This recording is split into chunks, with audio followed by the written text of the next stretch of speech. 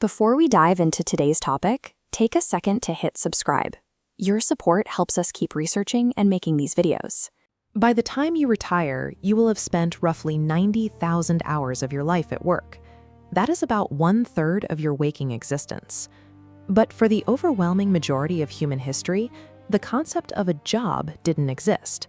There were no wages, no bosses, no schedules, and no career ladders to climb. We tend to imagine prehistoric life as a frantic scramble against starvation and predators, where every waking second was dedicated to staying alive.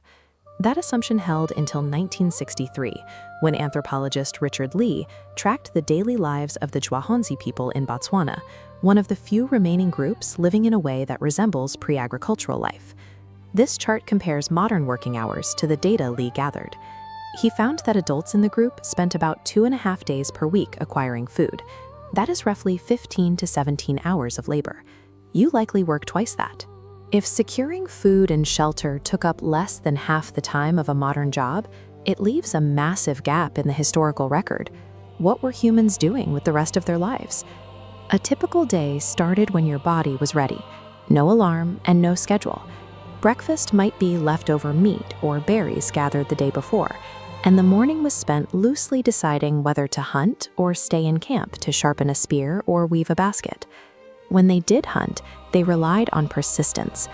Because humans can sweat to regulate body temperature while running, we can simply track animals at a steady jog for hours until the prey finally overheats and collapses.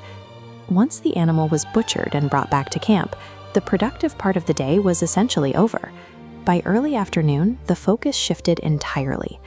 When the skeletal remains of these ancient humans are placed next to early agricultural farmers, the physical difference is dramatic. The hunter-gatherers were taller. Their teeth lacked the cavities found in grain-heavy diets, and their spines showed almost no signs of the repetitive stress arthritis that plagued the farmers who came after them. Ancient humans were doing less repetitive physical labor, not more. Their bones suggest a life of varied movement and significant rest. With food secured, adults spent up to 6 hours a day in what anthropologists call social time. They sat in the shade, groomed each other, and played with children. These bonds were the only safety net they had. In a world without money, your survival depended on how much the group liked you.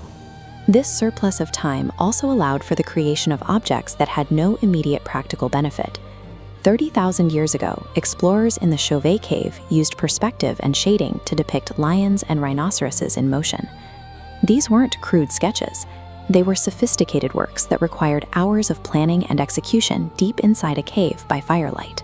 In Germany, researchers found a 40,000-year-old flute carved from a vulture bone with 5 perfectly spaced finger holes. Whoever made this understood pitch and spent significant time crafting an instrument for the sake of music rather than survival. Creating art and seeking beauty were not modern luxuries. They were the default activities for people who had the time to simply look for something meaningful to do. At sunset, the nature of the day changed. Anthropologist Polly Wiesner found that while daytime talk was practical, focusing on antwall tracks or harvest, the conversation shifted once everyone gathered around the fire. At night, 81% of conversations turned to stories, myths, and jokes. This was when the group discussed ancestors, spirits, and things that existed only in the imagination. They also didn't sleep in one single block.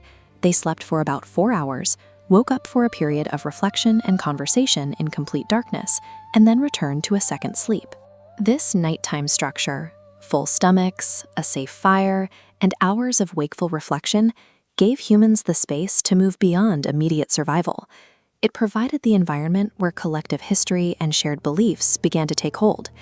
Everything changed about 10,000 years ago in the Fertile Crescent. Humans began domesticating animals and planting seeds. Agriculture created a paradox. Farming can feed more people, but more people require more food, which demands even more farming. Within a few generations, populations grew so large that there was no going back to hunting and gathering. The 15-hour week disappeared, replaced by the relentless labor of weeding, plowing, and defending crops.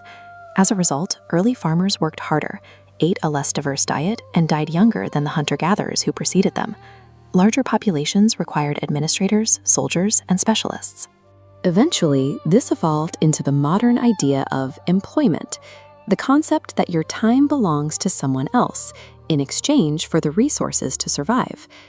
Today, we spend our lives chasing achievements and wealth within this artificial system, often working most of our waking hours just to sustain the lifestyle we've created.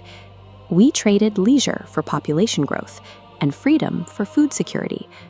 We work our entire existence to one day retire into the life that our ancestors woke up and lived every single morning.